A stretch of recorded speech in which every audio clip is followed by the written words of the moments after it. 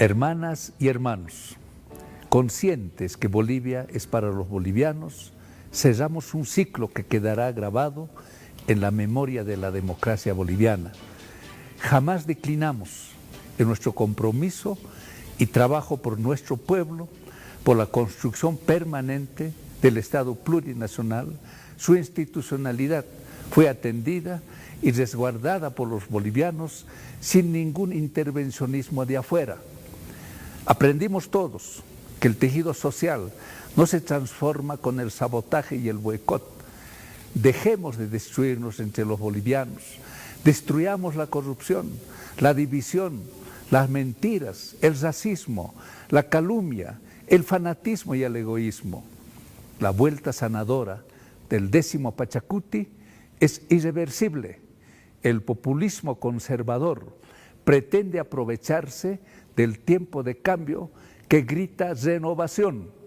Pronto se sabrá si es una maniobra política o es un programa de gobierno para mejorar la vida de los bolivianos. El pueblo sabe, quienes han sometido a las grandes mayorías, a la gran escasez, han enseñado al pueblo cómo liberarse.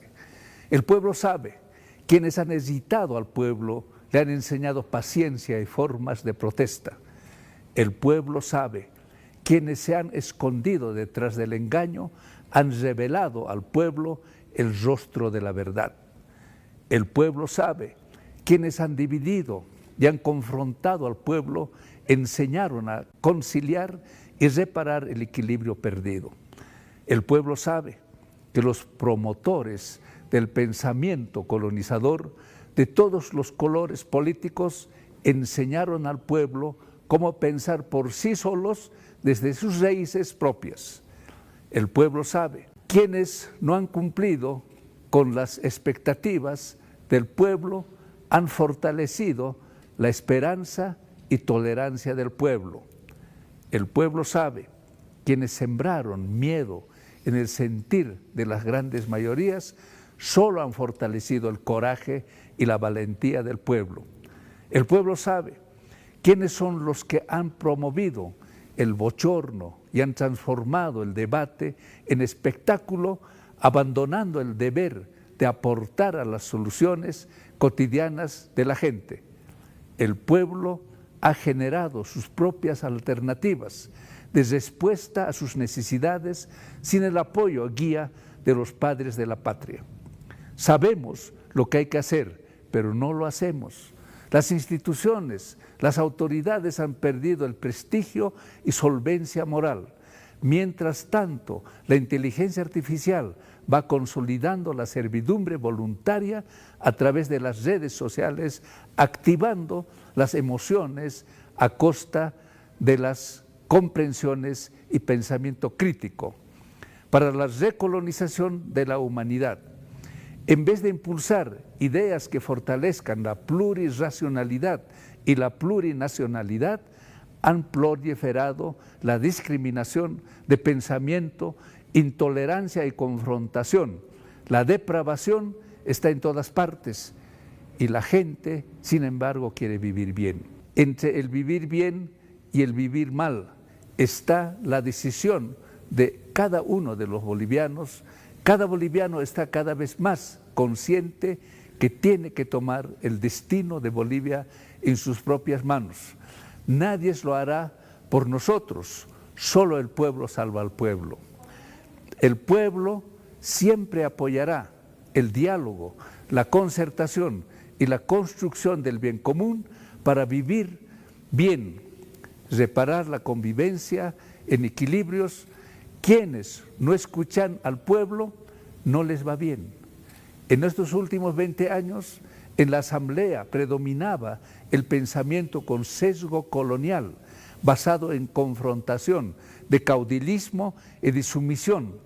Se ha ignorado sistemáticamente el pensamiento de los pueblos originarios, que no es pensamiento de lucha entre izquierdas y derechas, sino un camino de retorno a la vida en complementariedad, armonía, consenso, equilibrio y trascender la división. El pensamiento originario no necesita de un regente iluminado. porque se conoce que cada uno emana de la colectividad, que la individualidad y la comunidad no están separadas. El pensamiento con raíces propias sigue siendo discriminado y menospreciado. Las doctrinas del pensamiento occidental no toleran ni aceptan todavía nuestra diversidad transversal. La recolonización sigue en marcha desde el año 2021 hasta hoy en el camino de la implementación de las doctrinas del pensamiento propio hacia el vivir bien. Existen avances y trabas porque conectar una nación plurinacional con sus raíces no es una tarea fácil. El procedimiento normativo fue rebasado por la politiquería. Se impuso el boicot parlamentario entre los bloques de extrema izquierda y extrema derecha. Los operadores políticos de los caudillos fluían pactando sobre los ríos de sangre con el único propósito de sabotear los objetivos del programa de desarrollo económico de esta gestión gubernamental. Se olvidaron del mandato del pueblo, dialogar, concertar, construir una gestión articulada en coherencia con las necesidades del pueblo y el horizonte del vivir bien. En algunos momentos, la Asamblea se ha convertido en un escenario de espectáculo y bochorno. Mientras los asambleístas intentaron oír al futuro para no rendir cuentas del pasado, el pueblo ha demostrado en las urnas su gran dolor y enojo. Por eso no es tiempo de triunfalismos, es tiempo de interpretar con sabiduría los desafíos, es tiempo de interpretar con sabiduría la transición del populismo a la derecha. La consigna, mandar obedeciendo, sigue siendo utopía. El culto al liderazgo ha desplazado el don de servir. La división interna ha pulverizado a nuestros héroes, ha desgastado la nación, ha destruido el bien común. Las organizaciones sociales, herencia civilizatoria de nuestros ancestros, han sido descuartizadas. Este es el hecho más ruin de nuestra historia contemporánea. Como siempre, el pueblo sigue siendo el protagonista de la acción política y guardián de todas sus conquistas.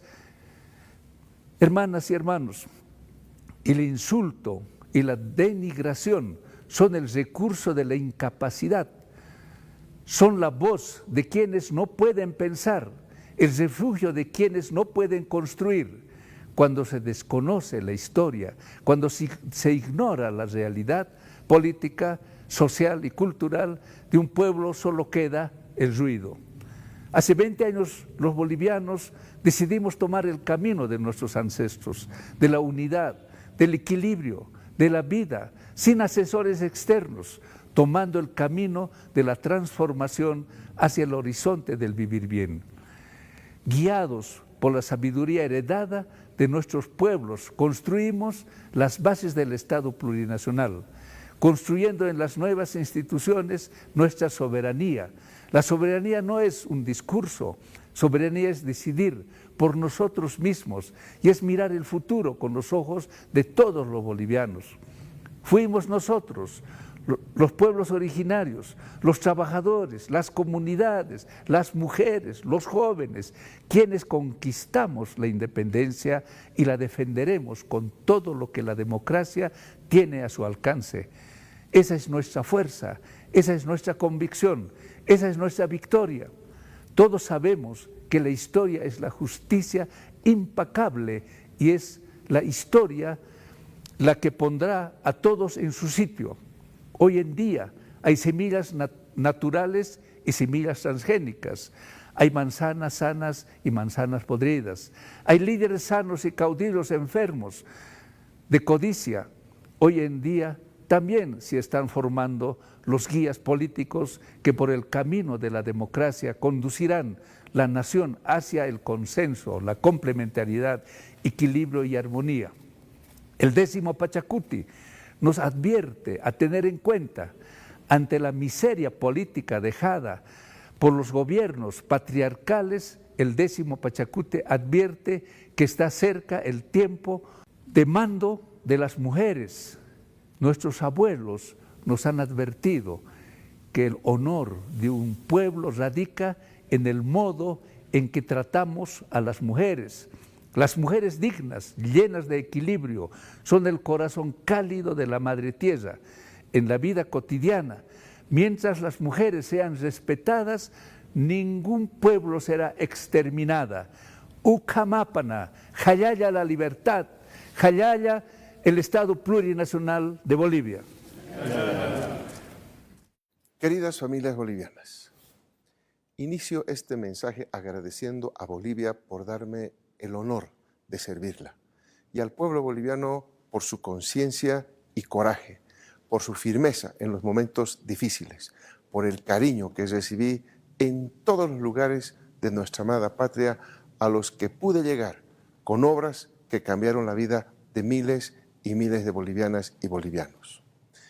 Gracias a todas y todos quienes acompañaron nuestra gestión por su trabajo, esfuerzo, sacrificio y también por su lealtad. No a una persona, sino a un proceso colectivo en el que cuidamos con mucho esfuerzo las conquistas políticas, económicas, sociales y culturales del pueblo. Hace 5 años, junto a nuestro hermano David Choquehuanca, y de la mano del instrumento político de las organizaciones sociales, ganamos las elecciones nacionales con más del 55% en primera vuelta. Recuperamos nuestra democracia gracias a la unidad, lucha y conciencia del pueblo.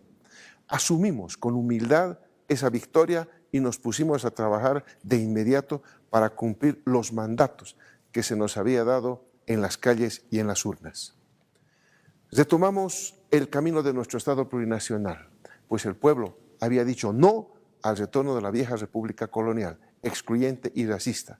También volvimos a la senda de nuestro modelo económico, social, comunitario, productivo, pues el pueblo había dicho no al retorno del neoliberalismo y del saqueo de nuestros recursos naturales y concentración de la riqueza en pocas manos.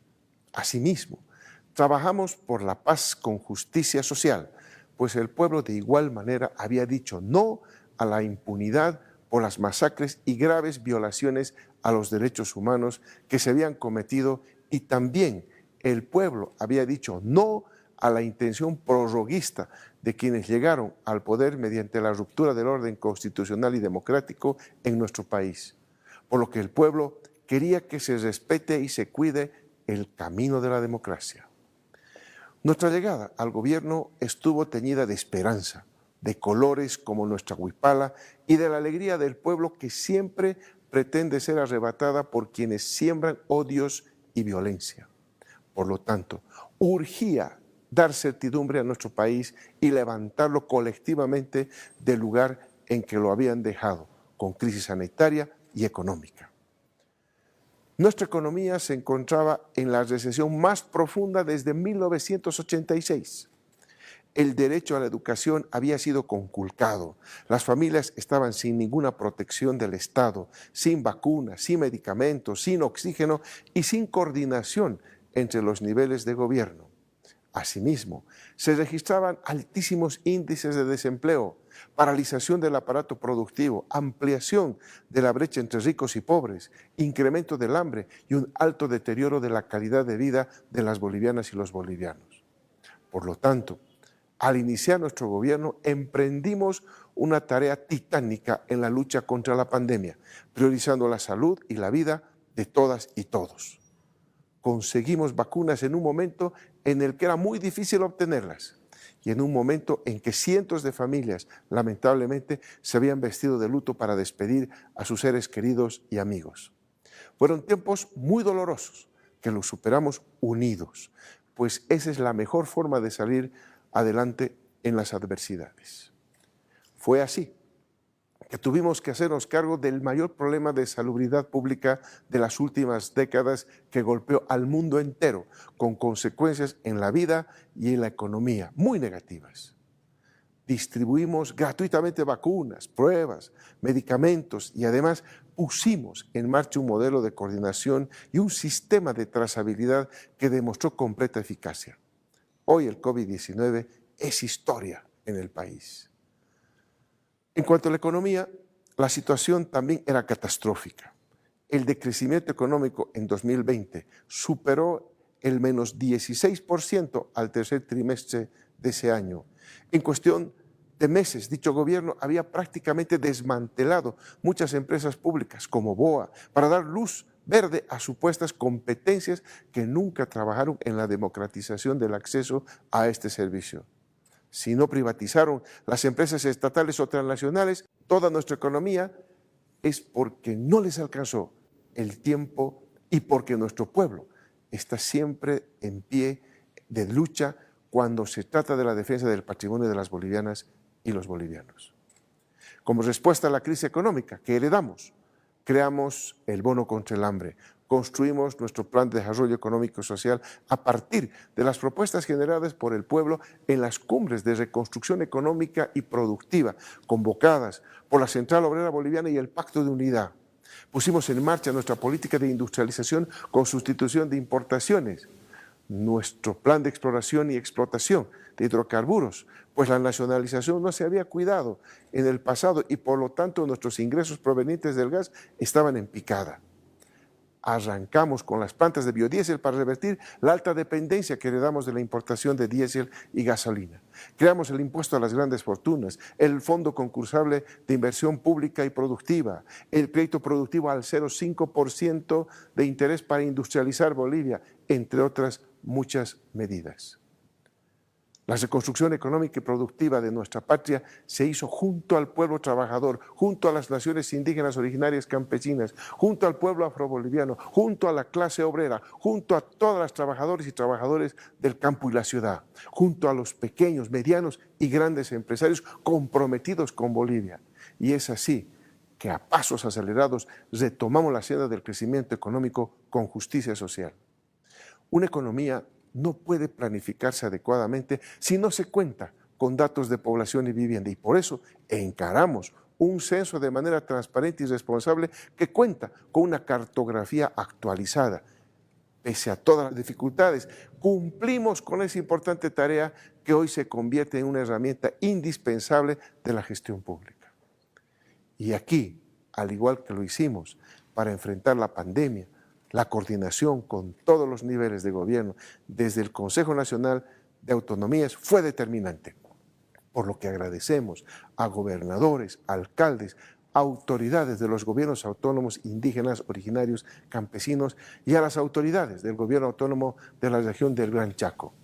Nuevamente, la unidad es el factor determinante para superar adversidades.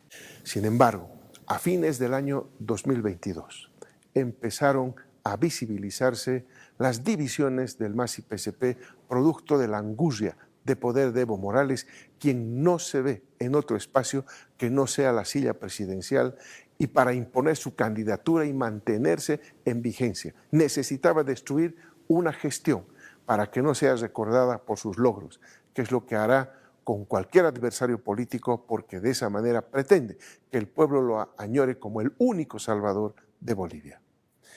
Evo nunca soportó que yo no sea un títere, así como tampoco soportó que emerjan nuevos líderes y que el MAS y PSP se democratice, que el instrumento político vuelva a las organizaciones sociales y no esté sometido a sus decisiones.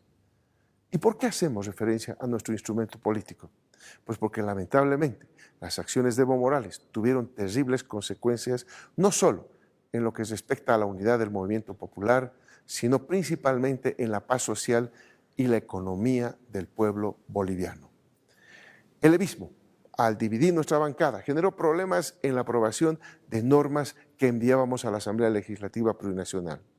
La bancada evista, en alianza con la bancada de la oposición tradicional, bloquearon no solo créditos necesarios para el flujo de divisas, para la importación de combustible y, por supuesto, para inversión en muchos sectores, sino también frenó proyectos de leyes sociales, como el que establecía la imprescriptibilidad de delitos sexuales contra infantes, niñas, niños y adolescentes. Reconocemos a las y los asambleístas nacionales que hasta el último día, y más allá de los colores políticos, se pusieron la camiseta de Bolivia Estoy seguro que el pueblo boliviano lo sabrá valorar. Lamentablemente, el flujo de dólares para comprar diésel y gasolina en el exterior se vio muy afectado y por lo tanto iniciaron los problemas en el desabastecimiento de combustibles. Asimismo, se encarecieron las importaciones y se desencadenaron presiones inflacionarias vinculadas a efectos adversos, tanto internos como externos, que encarecieron algunos productos de la canasta familiar. No ha sido fácil enfrentar todo esto y no se trata de quejarnos ni de victimizarnos. Se trata de que el pueblo debe saber la verdad y el origen de los problemas que lo aquejan. Caso contrario, puede equivocarse en las decisiones que tome respecto al camino que hay que seguir colectivamente. Pese a todo, este sabotaje político y económico, con las medidas implementadas, impulsamos la actividad económica que en 2021 ya registró una expansión del 10% y en los primeros 2 años de gestión se logró tasas de crecimiento económico importantes como el 10% registrado en 2021 y el 3,7% en 2022. Nos estaba yendo bien. Es importante recordar que al tercer trimestre del 2020 nuestra economía registraba una contracción económica del menos 16,13%, es decir, una profunda recesión desde donde nos levantamos. Luego, el sabotaje político y económico se tradujo en el bloqueo de más de 1.800 millones de dólares en la Asamblea Legislativa Plurinacional. A ellos se sumaron 3 grandes bloqueos de carreteras y otros que provocaron una notable desaceleración de la actividad económica en nuestro país, más de 90 días en estos últimos 3 años, representando una pérdida económica de más de 5.000 millones de dólares para todos nosotros, además del bloqueo de otras leyes que nuestro gobierno propuso para enfrentar la caída de las reservas internacionales y de la producción de hidrocarburos. De la misma manera, la deuda pública externa significaba en 2020 33% del Producto Interno Bruto, mientras que en octubre de esta gestión 2025, este es del 23% en relación a ese mismo parámetro del Producto Interno Bruto. Y si se hubiesen aprobado y desembolsado todos los créditos secuestrados en la Asamblea, el nivel de deuda externa sería del 25,8% del Producto Interno Bruto, que hubiese significado tener un nivel de reservas internacionales hoy de aproximadamente 5.000 millones de dólares, es decir, un nivel muy similar a los 5.251 millones de dólares que recibimos en 2020. Por toda la situación económica que atravesó el país, el nivel al 31 de octubre de este año de las reservas internacionales es de 3.227 millones de dólares, que incorporan un stock de 23,8 toneladas de oro. Sin embargo, también es importante mencionar que a la fecha el país no presenta ninguna mora por pago de deuda externa pública, lo que facilitará al nuevo gobierno la gestión de financiamiento externo que ha anunciado. Nuestro gobierno, pese a todas las adversidades, avanzó, no sucumbió, no nos doblegamos y supimos preservar la paz social, cuidamos la vida, la democracia e hicimos todo cuanto pudimos para garantizar las elecciones nacionales 2025. Y así como hemos realizado verdaderas hazañas por elevar la calidad de vida de la población, hemos tropezado en otras tantas esferas. Desde un punto de vista político, estoy convencido que no hubo mayor error desde todos los actores que el de la división del instrumento político, el de la división del MAS y PSP, el de la división del espacio que nos brindó fortaleza durante años. Pese a mis esfuerzos por consolidar la unidad en reiteradas reuniones en nuestro país y en el exterior. Todos y cada uno de los actores de las corrientes, partiendo por los dirigentes y autoridades, debimos habernos esforzado más por preservar la unidad, porque no se fracture el proceso de cambio, por aprender a respetarnos, disentir y marchar con nuestras diferencias, pues estas nunca fueron ideológicas, aunque algunos se hayan esforzado en plantearlas así. Mi declinación a la candidatura a la presidencia buscó ese objetivo. Pocas veces vimos en nuestra historia el ocaso de un proceso social tan profundo como el nuestro. Porque hay que decirlo, nuestras disputas internas que se hicieron rápidamente públicas, que escalaron hasta perder toda orientación ideológica, al punto en que algunos prefirieron pactar con la derecha en lugar de escuchar, dialogar y acordar con sus antiguos compañeros de lucha. Y con eso terminaron por asestar un durísimo golpe anímico y moral a nuestras bases, cuyas heridas se reflejaron en el resultado electoral del 2025. Estas disputas internas generaron en el ala vista ataques sistemáticos orientados a destruirme política, profesional y familiarmente.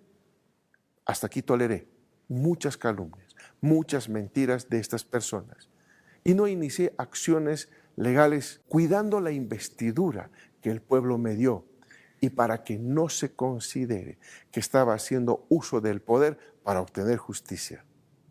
Así que ahora, desde el llano, buscaré que esas mentiras sean rectificadas y que la verdad sea la que más temprano que tarde salga a la luz a través de la justicia. No sería exagerado afirmar que el proceso de cambio fue herido de muerte y que desde las distintas facciones contribuimos a la derrota electoral de agosto y dando paso a la derecha. De haber limado nuestras asperezas a tiempo y de haber dejado los revanchismos, el odio y las animadversiones a un lado, de haber priorizado el proyecto político del pueblo, habría gobierno popular para rato. El resultado de las elecciones de agosto pasado es una mochila pesada que solo la unidad del movimiento popular podrá aliviarla. Y claro, de más está decir que también en estas 2 décadas cometimos otros tantos errores políticos y en gestión, que no supimos identificar a tiempo peligros que nos acechaban, que minaban las bases del proceso y que influyeron negativamente en los plazos establecidos que habíamos planificado. Por ejemplo, no cuidamos la nacionalización de los hidrocarburos con inversión en exploración adecuada. Por otra parte, el 26 de junio del 2024 enfrentamos un golpe de Estado fallido y más allá de muchas conclusiones que no comparto del informe de la comisión que se creó en el Senado, sin la participación de un solo miembro de nuestra bancada, allí se establece que existen indicios del delito de alzamiento armado y también se menciona a quienes habrían incurrido en este delito. Más allá que por cuestiones políticas se haya pretendido distorsionar la realidad de lo que sucedió realmente y los autores materiales e intelectuales pretenden que sus actos queden en la impunidad con mentiras y chicanerías jurídicas, el pueblo merece memoria, verdad y justicia, porque se pretendió tomar el poder por la vía armada y ante eso todas y todos debemos cerrar filas en defensa de la democracia sin importar el color político. Así que esperamos que este no sea otro caso que quede en la impunidad, porque sentaríamos un nefasto precedente en la historia democrática de nuestro país. Por otra parte, quiero hablar de 5 legados que cuidamos con firmeza durante nuestra gestión. Primero, cuidamos la vida. Enfrentamos miles de conflictos desde el primer año de nuestro gobierno y siempre buscamos resolverlos mediante el diálogo y no la represión ni el uso de armas letales. Segundo, la defensa de las políticas sociales.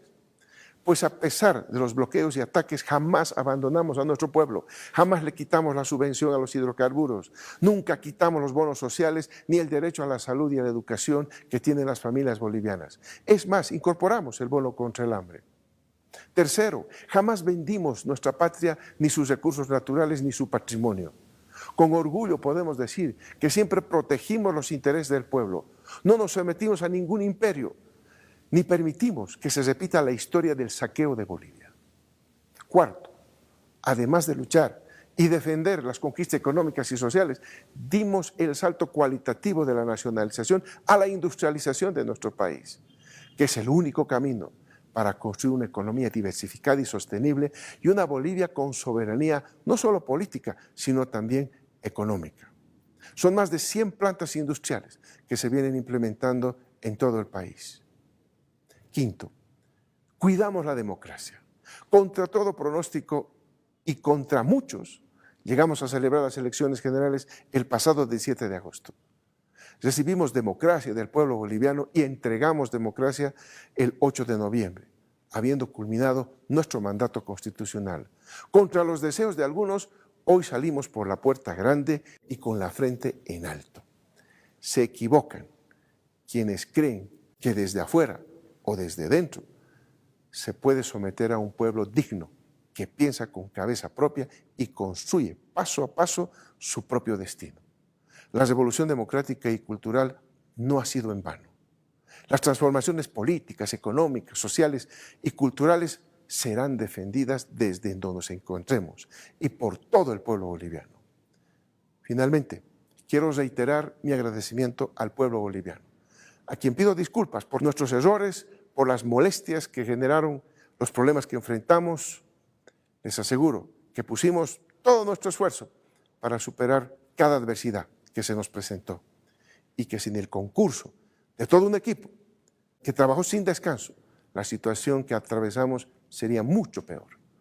Agradecemos a nuestro vicepresidente Gilata David Choquehuanca por ser siempre un hermano que acompaña nuestro camino desde la sabiduría de las naciones indígenas. Agradecemos a las Fuerzas Armadas, a la Policía Boliviana, por acompañar nuestra gestión cumpliendo a cabalidad la Constitución política del Estado. Gracias a los servidores públicos que tienen puesta la camiseta de Bolivia y la de los intereses del pueblo boliviano. Gracias por el trabajo que realizaron y por apoyar con compromiso y firmeza nuestra gestión. También agradezco a los países hermanos que estuvieron junto a nosotros en todo momento. La lucha por las causas de los pueblos del mundo sigue. Nuestro compromiso con la paz, libertad, soberanía del pueblo de Palestina sigue. Nuestra lucha contra los bloqueos a las naciones y contra toda forma de discriminación y opresión aquí y en cualquier país sigue. Nuestra lucha contra el intervencionismo imperial bajo la falsa bandera de guerra contra el narcotráfico sigue. Esto significa que nuestros principios antiimperialistas, anticapitalistas, antineoliberales y anticoloniales están intactos. Soy un hombre de izquierda y lo seré hasta el último día de mi vida. Gracias a las organizaciones sociales y sindicales, a la gloriosa Central Obrera Boliviana, al Pacto de Unidad y a todos los movimientos sociales del campo y la ciudad que fueron, son y serán el pilar de las transformaciones de nuestra patria. Gracias a la militancia del MAS y PSP, gracias a mis compañeras y compañeros de antes, ahora y siempre. Deseo lo mejor al presidente electo Rodrigo Paz Pereira. El pueblo decidió en las urnas y esa decisión debe respetarse.